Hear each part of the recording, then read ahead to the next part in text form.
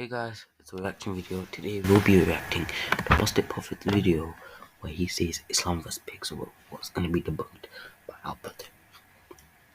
Apostate Prophet. Enjoy, you guys. Assalamu alaikum. I bet when you clicked on this video you were expecting Emin or FARID, but it's your boy Jabran today.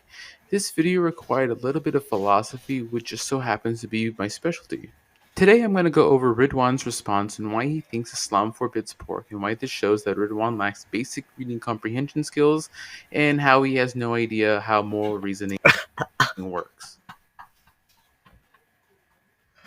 But they won't eat pork. But why is that so? Please enlighten me, Ridwan. Well, the shortest and quickest answer would be, How about instead of giving us the shortest and quickest answer, just give us the correct one? because the Quran says so. In chapter 16, verse 115, it says, "He has only forbidden to you dead animals, blood, the flesh of swine, and that which has been dedicated to other than Allah." If you ask for a reason, the Quran only says in chapter 6, verse 145, that it is impure. Well, it's only been 1 minute in the video and AP has already contradicted himself. First, he states that the reason why the Quran forbids pork is because the Quran says so. But then, the very next second, he quotes an ayah that tells you the reason why pork is forbidden is because it is impure. There's no other reason given, and a Muslim is supposed to accept the Quran's rulings without any questions and say, "We hear and we obey." Sounds very mindless, doesn't it? Let's concede for a moment and agree that there is no deep meaning behind this prohibition. Does it therefore follow that it is morally permissible to eat pork? Of course not. Any system of ethics is going to have moral judgments that are simply given. As atheist professor Walter Synod Armstrong explains, the most common way to choose among moral theories is to test how well they cohere with our intuitions or consider judgments about what is morally wrong and right. What Armstrong is trying to tell us here is that most ethicists formulate their moral theories based on their intuitive judgments. What exactly is the intuition? Intuition is the knowledge we have that doesn't require any arguments or evidence or proofs.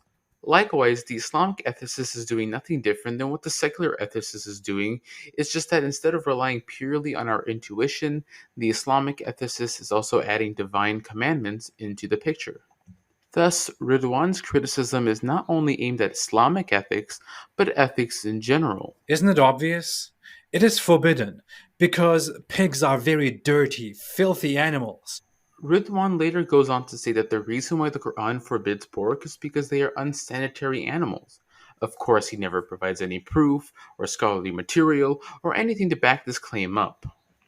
Now, the only thing Ridwan uses to actually support his material is a Zakir Naik video and an article that he doesn't even provide citations to. Now, it needs to be said here that Zakir Naik is not an Islamic scholar, or a philosopher, or an ethicist. What Ridwan fails to understand is that popularity does not mean you are knowledgeable or an authority on the subject. This is a basic truth that Ridwan fails to learn. Now, the best case, Ridwan, you can possibly make is that the impurity in the Quran must refer to the uncleanliness of the animal. But the interesting thing about language is that it's very nuanced and that one word can have multiple different meanings depending upon the context. To give one relevant example, take the phrase a dirty book. There are two possible meanings it could refer to. One is to refer to the uncleanliness of the book, and the other is to refer to the immoral content in the book. Now, suppose a friend came to you and said, "I found this dirty book that I spent the whole afternoon cleaning." Now, it is very obvious given the context that I am referring to the physical characteristics of the book. Likewise, we have to look at the other verses in the Quran that contain the same word to get a better idea of the type of impurity the Quran is referring to.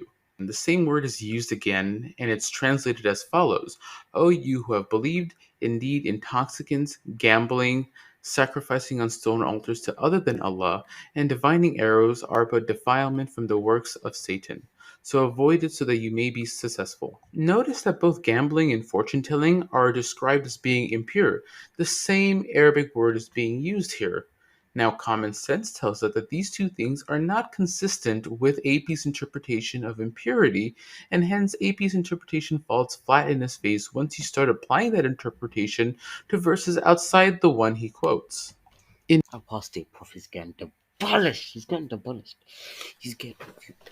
Apostate Prophet thinks pork is filthy, even though, did you know, Apostate Prophet, that pigs eat their own poo?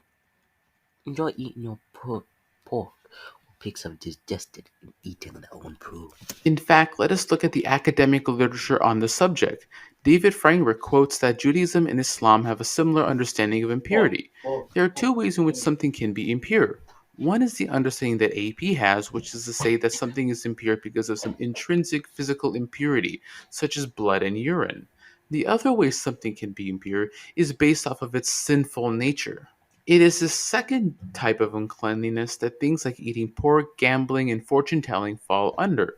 Now, AP wants to know why we should obey this prohibition on pork. So, To answer Apostate this Prophet, question, we enjoy eating your own, as I should say, your own animal's shit. have to understand the five maxims Enjoy. of the Sharia. The five maxims are the preservation of deen, the preservation of life, the preservation of property, the preservation of progeny, and the preservation of the intellect. Now, the prohibition of pork is there to preserve the deen. So, what exactly does deen mean? The Arabic root of deen can be translated as indebtedness. Essentially, mankind, having been brought into existence with his rational faculties, is indebted to his creator. As Muslim philosopher Al-Attas explains, he is himself the debt to be returned to the owner, and returning the debt means to give himself up in service or khidmah to his lord and master, to abase himself before him, and consciously enslave himself before God in order to fulfill his commands and obligations. Not to mention, we are bound by a duty to obey him due to our covenant with Allah, which Allah refers to in chapter 7, verse 172, which Allah thus comments on saying, in acknowledgement of God's lordship, it has sealed a covenant with God. Mankind has essentially made a covenant with Allah that we would worship him and obey him alone. One of the aims of the Sharia is to make sure we uphold our covenant with Allah. That is why these commandments may seem baseless when you try to understand them from a secular point of view, but once you understand the context behind these laws, then suddenly statements like we hear and we obey don't sound very mindless. It is our indebtedness to our Creator and our love of Him that we prohibit ourselves from eating pork. Now, it is interesting to note that the same objection that AP raises against Islam can be applied to both Judaism and Christianity. If these laws don't make any sense under Islam, then they don't make sense under the Judeo-Christian view, since the Torah also claims that pigs are unclean. Anticipating this objection, here is AP's response. The Bible says that eating pork is forbidden. But Christians are not bound by the prohibitions of the Old Testament. Christians are bound by the New Testament, by which Jesus said upon the question why he eats defiled food, "Are you so dull? Don't you see that nothing that enters a person from the outside can defile them? For it doesn't go into their heart, but into their stomach, and then out of the body. What comes out of a person is what defiles them." Now, I have two responses to AP's response.